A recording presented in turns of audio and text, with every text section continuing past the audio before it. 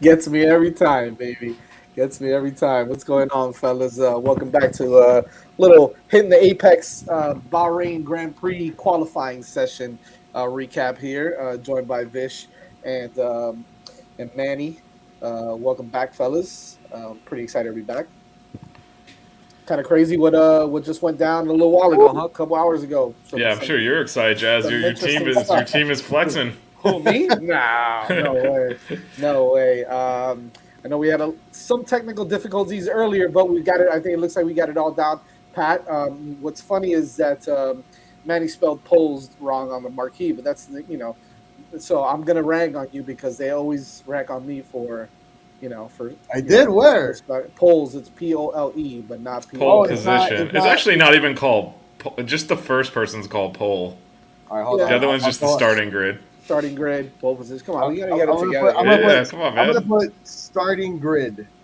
There you go, starting grid. It's all right. You see, look at that. Look at that. Look at the power of a producer, bro.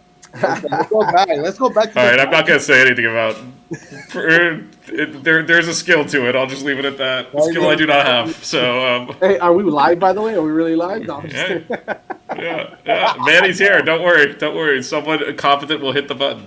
Hey, just I just make sure that any type of Aston Martin atmosphere stuff is not around us. All right, because holy No, we don't want Christ, any of that. So, yeah, that so, was bad. well, let's get kind of right into it, right? Because I think, some of the big surprises I think we'll talk about first is McLaren. I think to me was a little bit of a surprise. Maybe not a big surprise, right? But just the way they drove today. I know Ricardo had some issues, and Lando didn't finish where they wanted to finish. And if you can pull up kind of the standings there on where they showed, they pulled up Manny, they pulled up where they ended up in the on the grid because I know that you Here we know go. there we go. So Vish, I don't know if you kind of want to get talk a Yeah, little bit about your boys there. What's going on with that team there? I mean, obviously a lot of talk about how the cars maybe not as fast as they want it to be. yeah. I mean, these are all obviously new cars, so that does impact a little bit. But yeah, Ricardo missing testing with COVID, like is his first time in the car, so you kind of expect him to struggle. But to not get out of Q1 for him and not out of Q2 for Lando is, I would say, probably below what was expected. I think you expected. You knew Ricardo was going to struggle. He like hadn't driven the car before, and he's recovering from COVID, so he was never going to like keep up with Lando. But Lando's pace wasn't there either. So the whole thing, and I think overall, if you look at the bottom of the grid, that Mercedes engine is not. It was by far the most powerful the last 5 6 years. So even the bad teams with it, like that's how McLaren always was doing well at Monza, right? They can put a low downforce setup with that engine, and you can go. Yeah. And you look at the back of the grid and Mercedes' pace as well. It might be the third best engine right now. Now they're going to develop and all that stuff, so they'll change over time. But right now, Well, so maybe there's something to what Lewis Hamilton was talking about a little earlier in the week and last week as well about their car not being ready or not being as competitive as maybe they wanted to be. Maybe it just wasn't mind games that he was trying to play, huh? I think it's both. Like because he knows they're going to develop it. Like he's not panicking. It's a 23 race season too. It's a Right. hugely long season, and I'm sure they're all happy to see the Ferraris up there too because the last thing they needed was like take some 5 races or whatever to get their stuff together. And Max has accumulated a points lead they won't be able to run down. If you get Ferraris in the mix there, that does give them more time to get it together. But there's certainly room to grow on that car. But overall, I think the engine, to me, the biggest surprise was not because it's one thing to say it like in the middle of the week coming out of testing. When you saw in the practice sessions, the pace wasn't there. They weren't hiding Right. like a half a second, right? Like that's not what you don't do that. So you kind of knew they were gonna to be down, but just the overall, all the Mercedes powered cars stunk Yeah. relative to where you would expect them to be. So to me, that's not coincidental. Yeah, I mean, the biggest surprise to me, I think, and I'll go to you, Manny, on this one right after is Yuki Tsunoda kind of finishing all the way down there in the 16th position. We had all spoke about it in last on Wednesday about we were expecting big things from the AlphaTauri. At least I thought with that lineup with Tsunoda and Gasly, to expect them to run a little bit quicker. Sonoda down in 16th. P16 is pretty low considering how fast they did test. As as Manny shows some cards there, but it's interesting to see them down there. Like I said, at P16. Some of the others that I'm not very surprised about were the Williams car. Latifi, Lance Stroll. Again, those guys I'm not too surprised with where they're at. I think that as you go up on the field, I think some of the bigger surprises, if you ask me, are our buddies from the USA, baby Haas. Whoa! How are you looking going good. to disrespect Williams Racing like that? Yeah, well, I mean, come on, man, bro. Albon got 14th. Come on, you gotta give him some credit. Yeah, he's looking awesome. He's looking I'm sorry sharp. if you're part of the Aston Martin team and you're eating dinner tonight and you're actually wanting to see this as proof. I mean, I don't know if you should be feeling embarrassed, if you should be feeling like you're not putting in enough work. But for Williams Racing to have a guy to have at least one freaking driver past the 15th spot up at 14, I mean, that's impressive to me. I don't know, but so what was the biggest surprise for you, Manny, out of this whole thing? Oh, biggest surprise was Russell, man. He had a great first try in the final round of qualifiers. Fortunately, his quick turns, and I think it was either turns 1 and 2 or 1 and 3 is where he went too wide, and that right there just killed his time or his momentum, and that's when everybody else, like Bottas and everybody else, were able to catch up on their final qualifying lap. And and I think Vish said it even best in the chat. Those are mistakes if you're driving for Williams Racing you can live with, right? Those are things that you can accept. When you are now a Mercedes driver, that right there, not saying that, again, there's 23 races, but that right there is not the start you'd want, especially if you're in that seat. So I think that's because he looked great. Listen, he was actually much better yesterday. He actually was, for a couple of tries this morning, he was even better than Hamilton. Right. And then obviously we know in the final laps of qualifying, when you're trying to get the pole set, obviously you're going to push it to the max no matter who you are. And it just felt like the pressure got to Russell in those first turns. Again, he went wide, and it cost him, man. It cost him at least 4 to 5 spots. And, that right there is big time surprise, because you go from 4th all the way to 9th now, right? And then obviously you have Haas in front of you, Alpine in front of you, Alfa Romeo in front of you. That doesn't look good. I just think it's interesting to see where Hamilton and Bottas are, huh? It feels like the old times. Well, I mean, this is the thing, though. You look at that, right? There's a pretty big gap between them timing wise. There's 0.4 seconds. Like Russell blew it. He's a second behind his teammate. And it's big. One of the things that happens, man, he went too it's the pressure, but it's part of his adjustment period. We actually talked about this on the preview on Wednesday. Mercedes is betting that they know he's going to have these growing pains. They're okay with it. They're betting that, a year from now, 2 years from now, he's ready to win championships. That's what they're betting on. But they knew stuff like this would happen. That's why everyone's like, why they keep sticking with Bottas. Because Bottas, if you give him a car that'll finish second, he'll finish second. He won't win. He'll finish second, though. And that, for constructors, is a lot of points. And Russell made a mistake Bottas probably wouldn't have. But that's not... They're playing the longer game there. They're not thinking... If they were just figuring out who was going to be the better driver this year, they would have kept Bottas. They're playing a long-term game. Russell will learn from this. The other thing that happens, though, that last lap is all the pressure is baked into it because the track keeps getting faster. So even though Manny's right, the first lap in Q3, he put in a really good lap. He was like 0.3 behind Hamilton, which isn't great, but it would have been good enough if he kept that margin for 6th.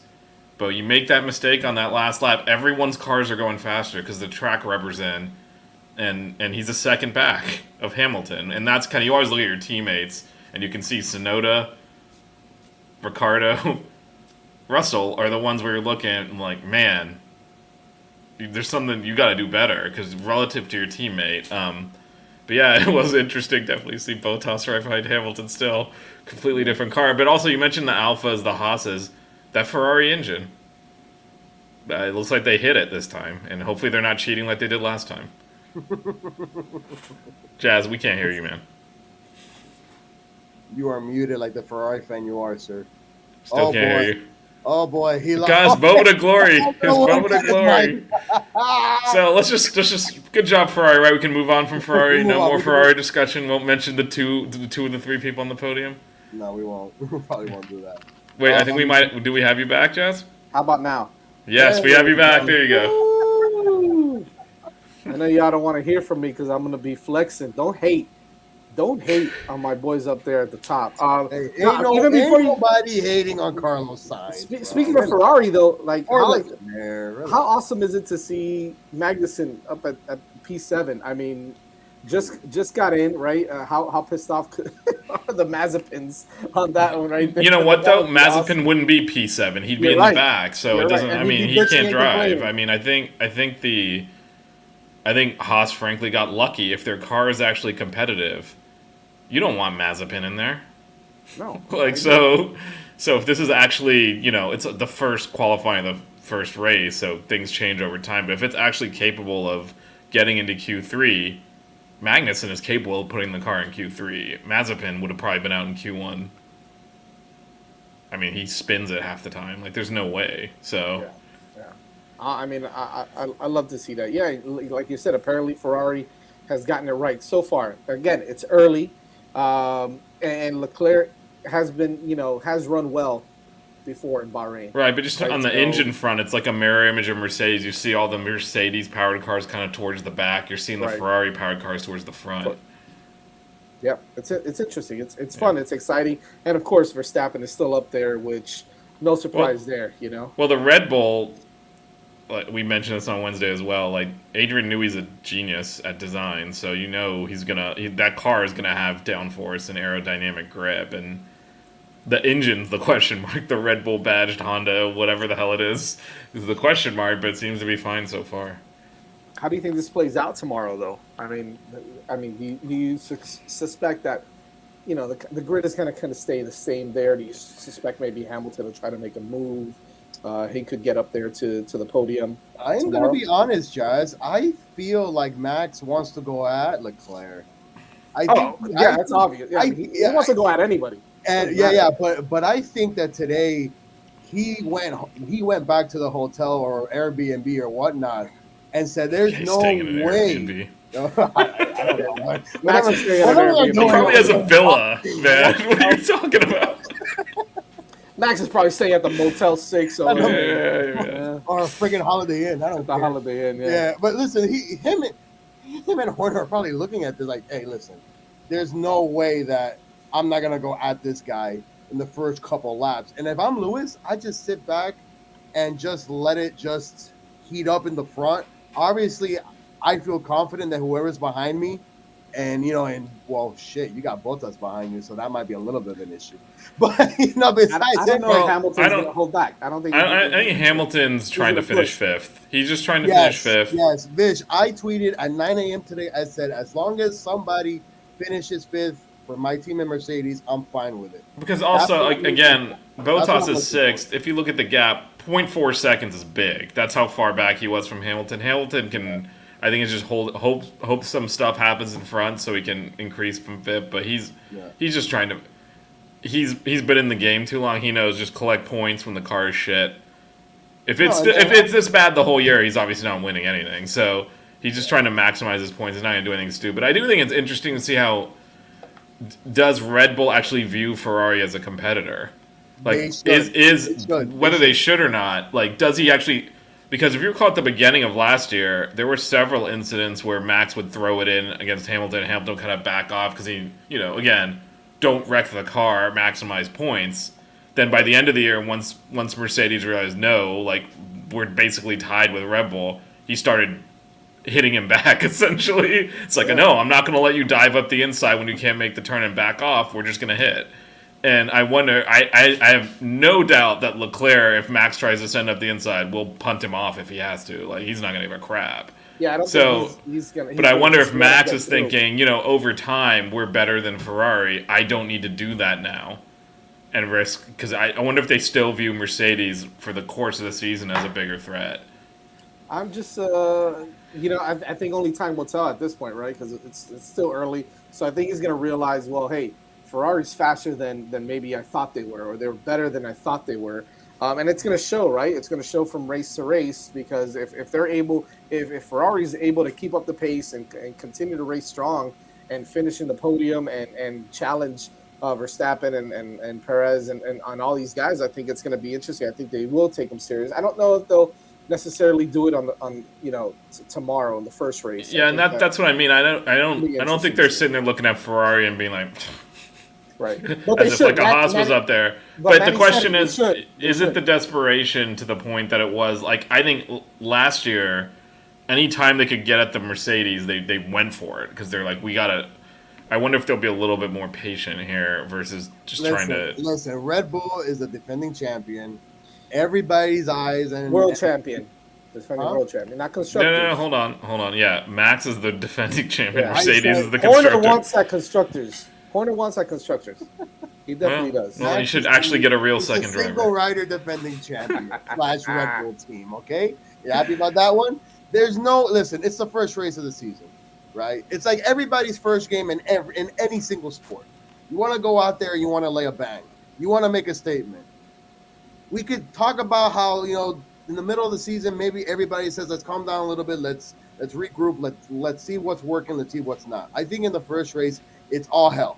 Let's see how these new cars and everything that this whole offseason it's been on trying to, attach these new rules and what the hell is that P word again? The porpoising? I don't even know anymore. Porpoising? Porpoising.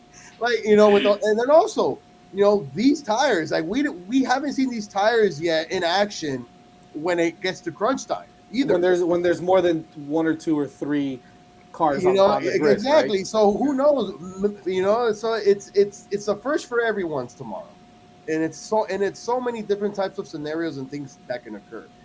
For that reason, I'm saying everybody's just gonna go for it and see what works and what doesn't, and then the following week and the rest of the season. Remember, what is it? It's 23 races, right? Yeah. It's 23. So I'm sure for one in the first one, everybody's going to want to try to get everything new out of the way. Once they get it settled, throughout the season, then obviously that's when strategies come into place. But tomorrow, I think everybody's just trying to make sure they get as much points, trying to make a statement, and as well not wreck your vehicle. Well, so that's I agree with that, but that's where I'm saying I don't know that he'll be as aggressive. Just there's going to be cars with reliability issues up and down the grid. There's going to be issues. Teams are going to get the pit strategy wrong because they don't know how long the tires last. Like, all that's going to be in play. So on turn one, do you want to really, like, let me try to force my way past Leclerc here when that's where I think. Why not? Hey, you never maybe that gives Perez some inspiration in the back. You know what? Let me go at this other Ferrari named Carlos Sainz. Maybe he wants to go at it. And then maybe Lewis is like, shit, well, my fucking teammate's 4 spots behind me. Yeah, I might as well just go for it too. See, but I think you wait for the other guys to fuck up, especially if you're back where Hamilton is. That's what I'm saying about Lewis, though. Even if you get past Perez, his car is so much faster, he'll get you back. You might as well just play the waiting game and let them hit each other. Who do you think if anybody has a chance? Simon. Who do you think if anybody from the back of the grid, do you see anybody maybe having an opportunity to kind of finish in the top 10, or maybe catch someone, the top 6 or 7 guys? I mean, it's got to be, if you're talking about outside the top 10 to get up in there, it's got to be Lando, right? The McLaren can't be that bad. I think that's a good one to put out there is Lando, and maybe even, I know he's 11th, but Ocon has been doing all right too. Yeah, the Alpine seems to have good pace. I mean, but that's just making up one spot. I don't know if that's. I want to see if Tsunoda does a little bit better, man, because that to me seems too damn low. I mean, he definitely has the opportunity to kind of charge through the field a little bit because that car is much better than he drove it. He had a lot of the same issues that George Russell did. Now in qualifying, where he was oversteering, he was taking his turns way too wide. He was trying to control the backside and it wasn't working. The car was overtaking his turns. Like you can literally see on the camera when he's trying to make the right turn, he's literally using both hands trying to control it because it was oversteering. So damn sturdy. But listen, I'm gonna give credit to Toto and his team because yesterday it didn't look so good. I kept seeing Hamilton's head go back and forth, and guys, I even put it in the chat. I think he's going to need a chiropractor quicker than me for my neck, because my neck kept doing this back and forth. But listen, credit to that team. But listen, they got the job done. Every other single Mercedes engine team didn't seem. Obviously, they're not going to share what they're doing and things like that. But I think in an example for today, it shows that when you are Mercedes and you got the money and you got all this technology in front of you, you can fix things like this. For the rest of the teams, Yeah, but you could also get it wrong. You might have a Mercedes heart for the engine, but you don't probably have the resources, in general, to try to get 24 hours. You can't do 24-hour. There's all these restrictions in place. That's why it's going to take a while for Mercedes to actually fix this. Like, there's cost caps and timing and like all that stuff that they brought in, which is why. No, I'll tell you right now, 20 years. 12, Frank. 12. Yeah, mix 12. Yeah, I'll tell you, like 20 years ago, when none of these cost cap was in place, Mercedes would have, once they went to that testing and the car was shit, they would have had the factory working 24/7 and showed up with a completely different car at the first race. Like, that's what they used to do. They used to bring multiple cars. Your guy in Ricardo has already had his engine stripped down twice because of a leak. Right, but that's doing a correction. What I'm talking about is they didn't used to limit track time or testing time or anything. So when the big teams, and back then it was really McLaren and Ferrari, when they would struggle, they would just literally throw $50 million at it and just come back with a new car. Yeah, like scrap it and stuff. You can't do it. You can't do that anymore. You'd also steal parts off other teams, like look at it like, what are they doing? And then just design the same thing, and then the next thing you know, at the next race. But you can't, there's not enough time to like basically build a brand new car, so they'll struggle. I think there is solid bones in the Mercedes, though. It's not that far away. And they'll be able to incrementally improve it where it's competitive and winning races. The rest of to Manny's point, the rest of these Mercedes powered cars are a little bit far behind to make that kind of a jump. You think so? Is McLaren, you think, that far behind though? I mean, are they still the fourth fastest though? Not right now, no. Well, not right now. No, but I mean, I don't know if they're close right now. Yeah. Now it depends on like what the issue is. There something where they can resolve a few issues and gain a big jump? Or is it 50 little issues? I mean, that's kind of the big thing, right? Because other teams are going to keep, like, I'm sure Haas is thrilled where they are. They're not going to stop developing the car either. So I'll tell you what, that boy Gunther, whoo, he is a happy man right now. Right now he can die a happy man. He just got someone in P7. Yeah, it's but unbelievable. He still has no points to show for it. Don't get he's still happy. Don't get You saw that picture on Instagram. You saw how happy that guy was, especially with listen, if you finish in P7 with all the issues you've had in the previous seasons, you would also have that smile. I mean, he's loving life right now. He is loving life. He was 3 weeks ago. He had Mazepin driving his car, and now he's got a real driver in there. I mean, he is. That's the fucking man right there. That's the man right there. Right there. Toto? That's it. Toto. Look at that. This man works out at 2 a.m. and doesn't fucking sleep. Manny's over there wasting his life savings on cards for F1. Bro, I'm not wasting nothing, man. All of these cars could be kind of wealthy for you, later on in life. So you never know. Whatever. What do we got left? Are we gonna stick with our predictions? I am. I've said it all week. I think I didn't say. Manny, you were Carlos Sainz, Max, and Leclerc. Okay. What did I say? I don't even remember. You said Max, Sainz, and Leclerc, and I said Leclerc, Max, and Sainz, which is what the poll looks like right now. With Leclerc's in pole position right now. So, and then Max and Sainz are right behind. I'm gonna give you a sleeper tomorrow because this driver is behind a specific team that he probably feels he wants to go out there and just Bottas. Yes. Yeah. Yes. I don't think Bottas is capable. I don't think this is going to happen. One or two bad wrecks in the final 15 to 10 laps. You never know. I mean, yes, if all like 5 cars ahead of him wreck or something, then sure. But I don't. The Haas is not. It's right behind the Mercedes on the grid. It is significantly behind in time. So I don't think you'll be able to like stick with Hamilton. I think you're going to see those top 5 kind of pull away, unless there's like a bunch of wrecks and safety cars, which might happen. As What's Manny said your- earlier, it's the first race, but there's a pretty big. If you look at the actual timing column, there's a pretty big gap between Hamilton. It's about and, 2 seconds, right? Well, it's 0.4 between like Hamilton I'm and looking at the Bottas. wrong one. Yeah, That was Q1. So you want to look at the third column, but Right. you can see that like point over 0.3 a lap. That is a big gap, and you kind of see that same little bit smaller gap from Hamilton to Perez. So you're gonna kind of see these. Frankly, Perez is underperforming pretty badly in a car that should be going faster. But I think you're gonna see the top three kind of pull away, and then Perez and Hamilton kind of as a second grouping, and then behind them. Yeah. If Russell doesn't get off the line well, he's going to get stuck behind all those slower cars. Yeah, he may finish below the top 10. I think he'll end up ahead of them. Like, because I don't think over the course of the race you're going to see the Alpine and the Haas and the Alfa hold him off.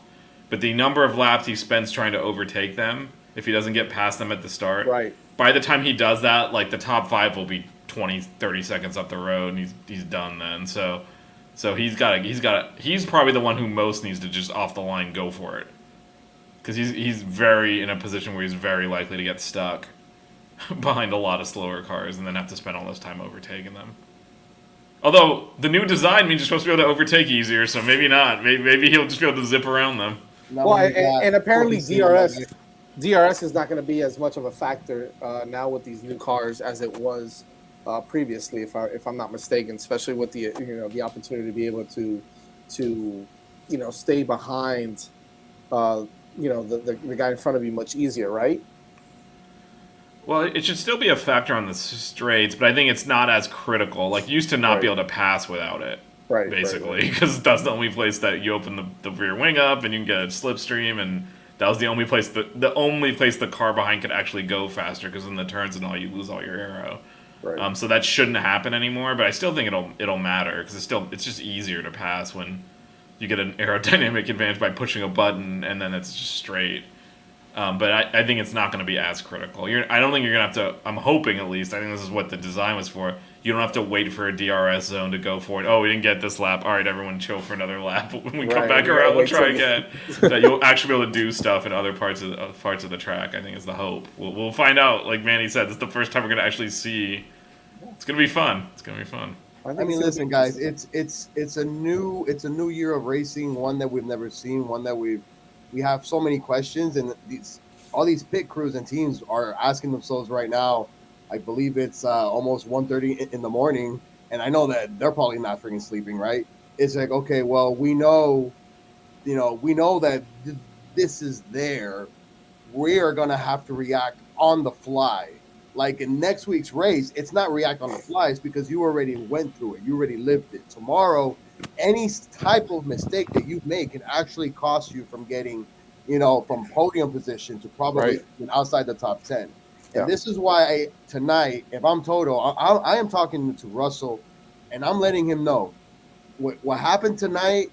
It could happen to anybody, right?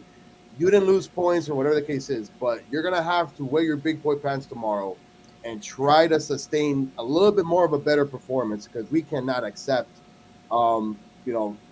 these types of basically performances. It just doesn't help the team when they're trying to fix or trying to figure out. But I think they expected it. You don't go for a young driver like that without expecting him to make mistakes. But again, they don't go and sign a young driver if they don't have the confidence in you either. Not everyone's Hamilton where they show up as a rookie and like almost win the championship. Like, but they learn with Bottas. You can't go try to get a vet and try to put him in there anymore, right? That's not going to work. I mean, Bottas worked out well for them. Yeah, he worked out real well. Yeah, they kept winning. But I'm sure there was a lot of friction in the background that we don't know about. I don't think so. Bottas and Hamilton get along. They're pretty good dudes. Yeah.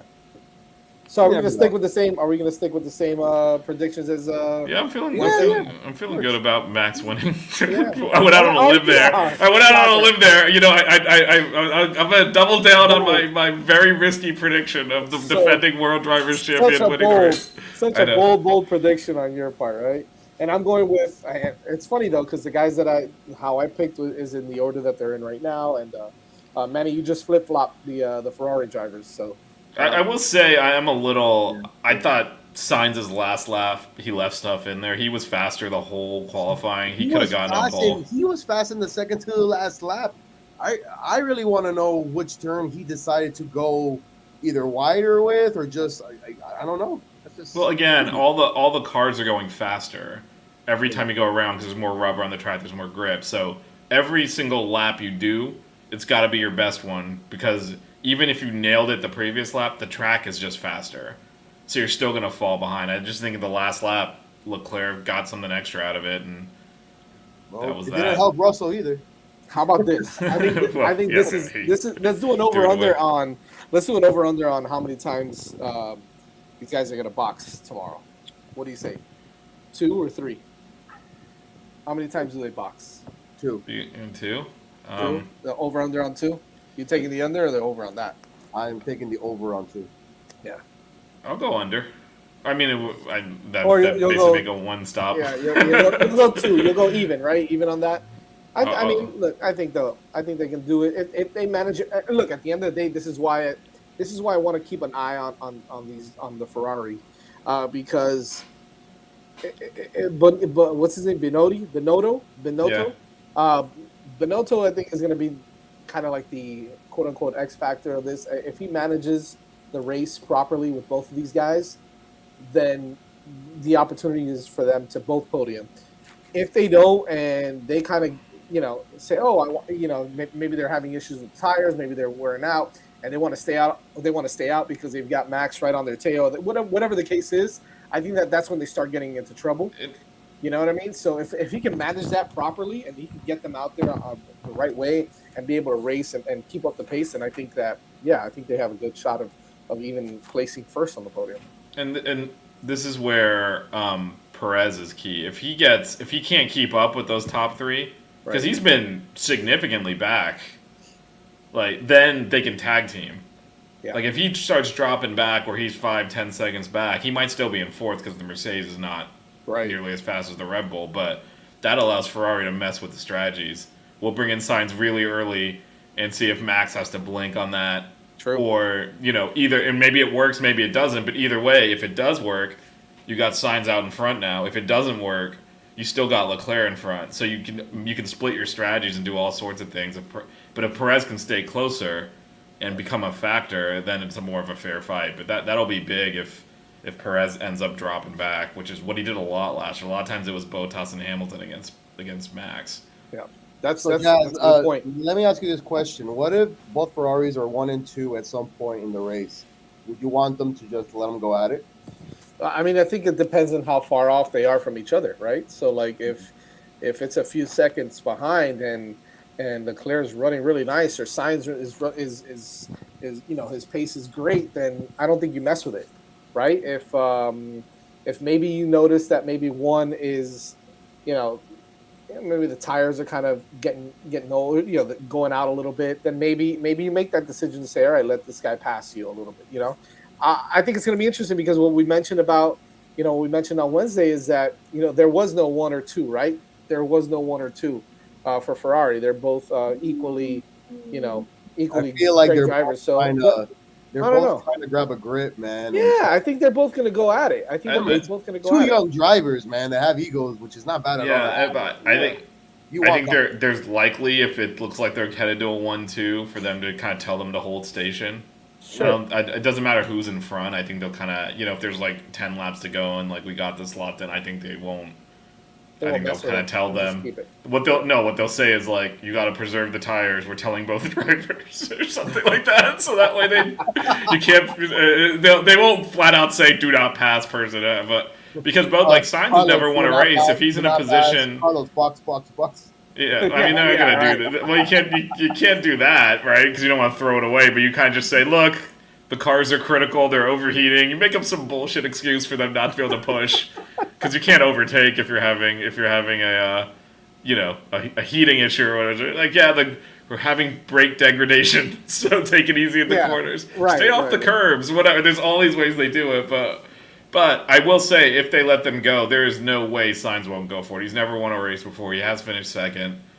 If there's an opportunity for him to win, he'll throw it in there. So But I do expect them, if it's actually that clear cut that they've kind of pulled away and it's a 1-2 happening, they'll tell them they're not going to throw that away because these two guys are going to run into each other. So Vish, where does your man finish tomorrow?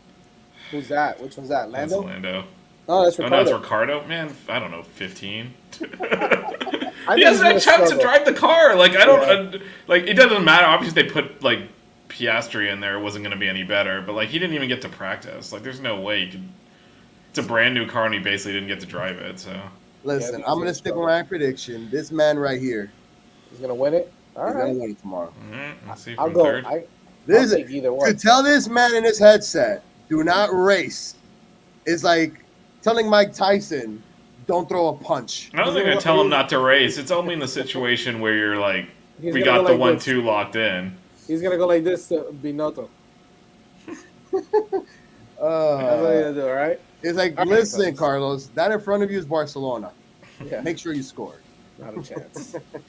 All right, fellas. Oh, wait, that is also happening tomorrow. Jesus. Yeah, Come on. there's Yeah. everything is happening tomorrow. Everything. Canes go for the sweep, baby. Let's I do know. it. By the way, the Florida Panthers have acquired Claude Giroux. Oh, I know that was the rumor, so That good is for them. that is huge for That's our huge. Panthers crew right there. So, and the Dolphins didn't make any meaningful signings. Ah, they suck. Hey. All right, fellas. All right, boys. Tomorrow we will have a post Yeah, race. we're going live right after the race. Reaction will go live. We might have a Twitterless Tony on finally as he's back from out There we of town. go. So There we and, maybe You might we'll have some two of the other teams on the guys. podium tomorrow. You never know. You never know. I don't know. I don't think so. Vish, you're not gonna have. You're not. No. It's not gonna I mean, the level of accident it would take for McLaren to get... I don't even want to see it. I'm afraid for people's safety. For the level of accident it would take for, like, a McLaren to near that... Like, all the top 10 run into each other. Like, the carnage. They'd have to, like, black flag the Oh my race. Like, God. there's not enough decay that could happen for McLaren to get the podium. Unbelievable. Keep it locked on Twitter at F1_5 reasons for hitting the apex. We'll continue to tweet out some valuable information there on the race, on the Bahrain Grand Prix over in Sakir. And tomorrow we will be going live right after post race reaction with the pit crew, which is these guys and some of the other guys. And of course, keep it locked during the race as well, as we'll have some in race commentary as well. So can't wait for that. We'll see you guys tomorrow at about 12:30 or so. Yeah, it's usually 12:31 around that. It's Yeah. usually an hour and a half to 2 hours. So. All right, so we'll see you guys around that time. But in the meantime, keep it locked. Make sure you subscribe to the 5 Reasons Sports YouTube channel. Smash the like button.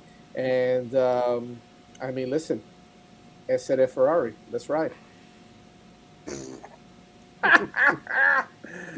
Hasn't won a championship